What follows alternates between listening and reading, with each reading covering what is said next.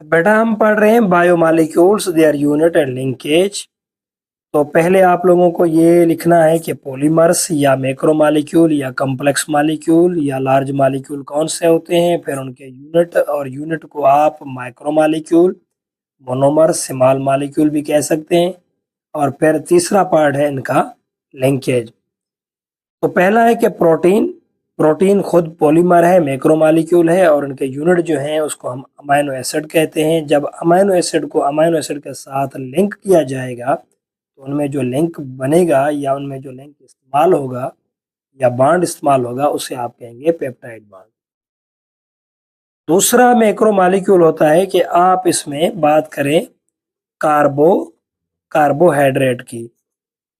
अगर कार्बोहाइड्रेट खुद पॉलीमर है, मैक्रोमॉलिक्यूल है या लार्ज मॉलिक्यूल है या इवन आप उसे कह रहे हैं कि ये एक कॉम्प्लेक्स मॉलिक्यूल है, तो इस कॉम्प्लेक्स मॉलिक्यूल में जो इनका स्मॉलर मॉलिक्यूल या माइक्रोमॉलिक्यूल यूनिट इस्तेमाल होगा तो उसका नाम होगा ग्लूकोज।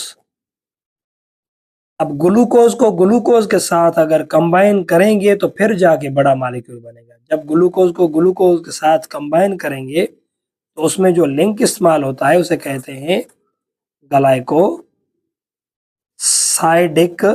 लिंकेज या ग्लाइकोसाइडिक बॉन्ड।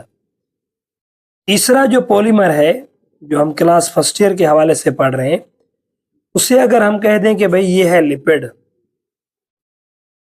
तो लिपिड में जो यूनिट माइक्रोमॉलिक्यूल इस्तेमाल होगा या स्मॉलर मॉलिक्यूल होगा उसे हम दो हिस्सों में रखेंगे। लेकिन पहले मैं ये लिख दूं कि उसे कहते हैं फैटी एसिड। इसमें ग्लाइसरॉल भी आते हैं, फिर वो डिपेंड करेगा उसकी कंपोजिशन पर। लेकिन पहले हम जनरली ये कहेंगे कि लिपिड का जो माइक्रोमॉलिक्यूल होगा वो फैटी एसिड होगा और फैटी एसिड में जो लिंक इस्तेमाल होगा उसे कहा जाएगा ये है ईस्टर लिंकेज या ईस्टर बॉन्ड। इसके अलावा जो चौथा मॉलिक्यूल है उसको हम कहते हैं न्यूक्लियक एसिड। न्यूक्लियक एसिड, ये जो न्यूक्लिक एसिड है इसमें डीएनए और आरएनए दोनों आ जाते हैं। इन डीएनए और आरएनए का जो यूनिट होगा या माइक्रोमॉलिक्यूल होगा या स्मॉलर मॉलिक्यूल होगा उसको आप क्या कहेंगे, उसको आप कहेंगे न्यूक्लियोटाइड। अब जब न्यूक्लियोटाइड के साथ कंबाइन होंगे तो इनके लिए इनको बॉन्ड की लिंक की जरूरत पड़ेगी, तो उसे हम क्या कहेंगे, उसे कहेंगे फास्फोडाइईस्टर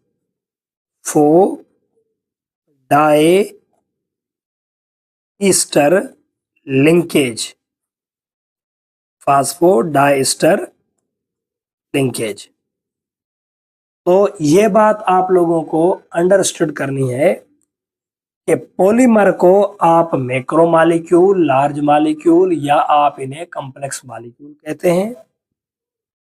ये बड़े मॉलिक्यूल हैं, ये किस चीज के बने होते हैं, उनके अपने यूनिट या उनके माइक्रोमॉलिक्यूल या उनके मोनोमर या उनके स्मॉल मॉलिक्यूल होते हैं उनके साथ।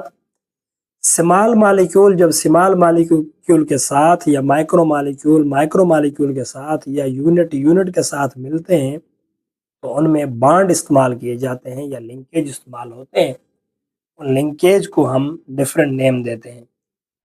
यहाँ पे मैंने आप लोगों को 4 चीजें बताई हैं कि अब प्रोटीन, इनका जो यूनिट है माइक्रोमॉलिक्यूल वो अमाइनो एसिड है। जब अमाइनो एसिड को अमाइनो एसिड के साथ कंबाइन करेंगे फिर जाके बड़ा मॉलिक्यूल बनेगा तो उसमें लिंक होगा पेप्टाइड बॉन्ड और लिंकेज।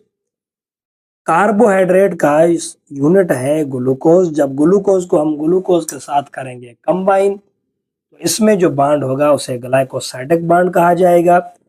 लिपिड का यूनिट है फैटी एसिड। जब फैटी एसिड के साथ लिंक होंगे एक दूसरे के साथ, उनकी एक चेन बनेगी तो उसमें लिंक इस्तेमाल होगा ईस्टर। न्यूक्लिक एसिड के जो यूनिट हैं वो न्यूक्लियोटाइड होते हैं और न्यूक्लियोटाइड को न्यूक्लियोटाइड के साथ कंबाइन करने के लिए इस्तेमाल किया जाता है फास्फोडाइईस्टर लिंकेज।